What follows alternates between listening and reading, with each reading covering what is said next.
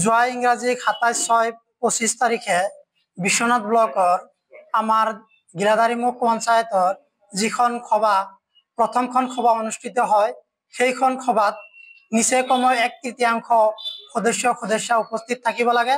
কিন্তু তাত দেখা গ'ল মাত্ৰ ৬জন সদস্যৰে তেওঁলোকে পঞ্চায়ত কমিটিখন গঠন কৰিলে, যিটো নেকি পঞ্চায়ত আইন মতে সম্পূৰ্ণ অবৈধ। আমি জানো সেইমতে সম্পূৰ্ণ অবৈধ। দ্বিতীয়তে সেই যিজনক সভাপতি পতা হৈছে তেওঁ এটা ৰিকগনাইজ বৰ্ডৰ দ্বাৰা পৰিচালিত স্কুল বা তেনেকুৱা ইনষ্টিটিউটৰ পৰা শিক্ষা গ্ৰহণ কৰিব লাগে। কিন্তু আমাৰ পৰিলক্ষিত হৈছে তেওঁ দিল্লী কোনোবা উৰ্দু বৰ্ডৰ চাৰ্টিফিকেটেৰেহে পঞ্চায়ত নিৰ্বাচনত অৱতীৰ্ণ হৈছে, যিটো নেকি পঞ্চায়ত আইন মতে এইটো অযোগ্য হয়, তাৰ কোনো ভিত্তি নাই আমি জনামতে। বাকী তেওঁ আমি যিখিনি গম পাইছোঁ সেই গম পোৱা মতে তেওঁ সম্পূৰ্ণ বাল্য বিবাহ কৰোৱাইছে। তেখেতৰ পত্নীৰ ১৬ বছৰ বয়সতেই তেওঁ বিয়া কৰাইছে। আমি সেইটো ইতিমধ্যে জিলা আয়ুক্তক আমি জিলা আয়ুক্ত, জিলা পৰিষদৰ CO মহোদয়, block development officer, panchayat secretary সকলোকে আমি এই বিষয়ে কমপ্লেইন অথবা আমি আবেদন কৰিছোঁ। সেই বিষয়টো এতিয়ালৈকে কোনো সদুত্তৰ পোৱা নাই।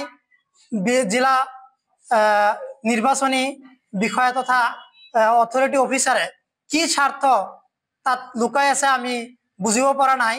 তেওঁ যে এই ৬জন সদস্য লৈয়ে পঞ্চায়তটো গঠন কৰিলে, তেওঁৰ কি ন্যস্তৰ স্বাৰ্থ তাত জড়িত হৈ আছে, সেইটো এটা প্ৰশ্নবোধক চিহ্ন।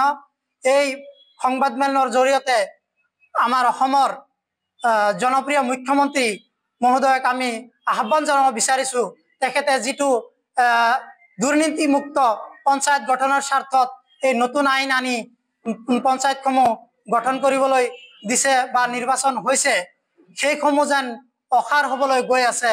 এনে দুৰ্নীতিপৰায়ণ এজন ব্যক্তি যদি পঞ্চায়তৰ সভাপতি হয়, অনাগত দিনত আমাৰ পঞ্চায়তৰ যিসমূহ উন্নয়নমূলক কাম কেনেধৰণে হ'ব তাত আমাৰ প্ৰশ্নবোধক আহি পৰিছে।